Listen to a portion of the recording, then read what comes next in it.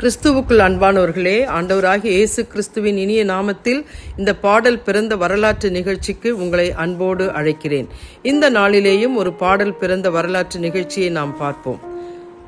பிறந்தது முதல் பலவீனங்கள், மனசோர்வுகள், மனக்குழப்பங்கள். பின்னர் அவன் மதிமயங்கியே போனான். அந்த வாலிபன் தான் வில்லியம் கூப்பர். ராஜகுலத்தில் வந்த தன் தாயை தனது 6வது வயதில் இழந்தவன். ஒரு போதகரின் மகன். சட்டப்படிப்பை மேற்கொண்டு இறுதி தேர்வை எழுத பயந்து புத்திய பேதலித்தவனாய் தன் வாழ்க்கையை முடிக்க விஷத்தையும் பேனா கத்தியையும் நாடினான். ஆனால் தற்கொலை செய்து கொள்ளவும் பயம். தூக்கு போட்டு கொள்ள முயன்றான். ஆனால் கயிறு அருந்து விழவே அதிலும் தோல்வி.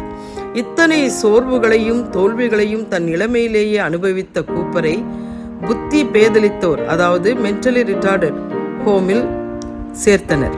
18 மாதங்கள் அங்கே தங்கியிருந்த போது 1764ஆம் ஆண்டு தன் 33வது வயதில் ஆண்டவரை தன் சொந்த இரட்சகராக ஏற்றுக்கொண்டார். அங்கிருந்து சுகம் பெற்று வெளியேறிய கூப்பரை மார்லின் அன்வின் என்ற போதகரும் அவர் மனைவியும் தங்கள் இல்லத்தில் ஏற்றுக்கொண்டு உற்சாகப்படுத்தினார்கள்.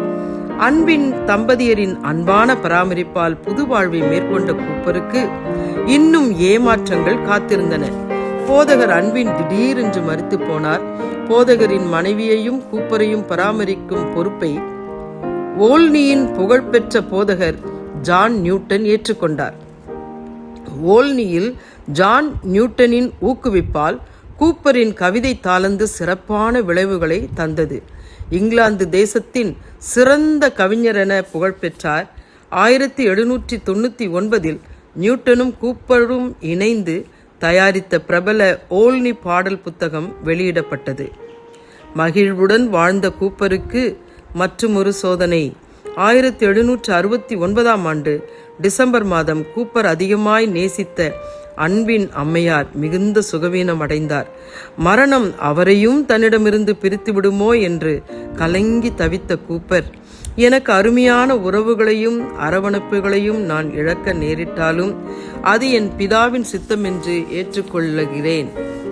இந்த அனுபவமே என் வாழ்வை இன்னும் தூய்மைப்படுத்துவதாக என்று எழுதினார்.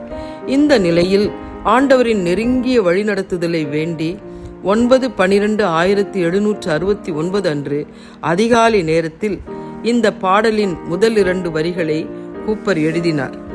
அதாவது, O for a closer walk with God, a calm and heavenly frame. அதை எழுதிவிட்டு அவர் தூங்கிவிட்டார். விழித்து எழுந்தபோது தன் உள்ளத்தில் ஒலித்த மெல்லிய சத்தத்தை கேட்டு 3ஆம் 4ஆம் வரிகளை எழுதினார். A light to shine upon the road that leads me to the Lamb. இந்த பாடலின் வரிகளை அவர் இந்த பாடலை எழுதி முடித்தார். அமைதியாய் தேவனோடு நெருங்கி நடப்பேன், ஆட்டுக்குட்டியை நோக்கியே நடத்தும் மொழியே. பின்னர் 1773ஆம் ஆண்டு மனநோயால் தாக்கப்பட்டு தற்கொலை செய்து கொள்ள முயற்சித்தார். அதன் பின் தன் சுய புத்தியுடன் 20 ஆண்டுகள் கவிதைகளையும் பிற பாடல்களையும் எழுதினார். இந்த சரித்திர நிகழ்விலிருந்து நாம் கண்டுகொள்வது என்ன? பலவீனங்கள் மத்தியிலும் ஆண்டவரின் பலன் பூர்ணமாய் விளங்கும் என்பதற்கு கூப்பரின் வாழ்க்கை ஒரு சிறந்த சாட்சி அல்லவா?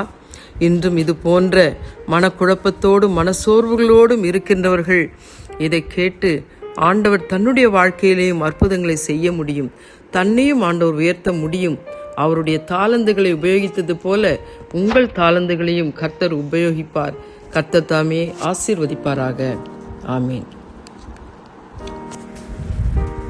Oh, for a closer walk with God, a common heavenly frame, a light to shine upon the road that leads me to the Lamb. அமைதியாய் தேவனோடு நெருங்கி நடப்பேன், ஆட்டுக்குட்டியை நோக்கியே நடத்தும் கர்த்தர் நம் அனைவரையும் ஆசீர்வதிப்பாராக. ஆமேன்.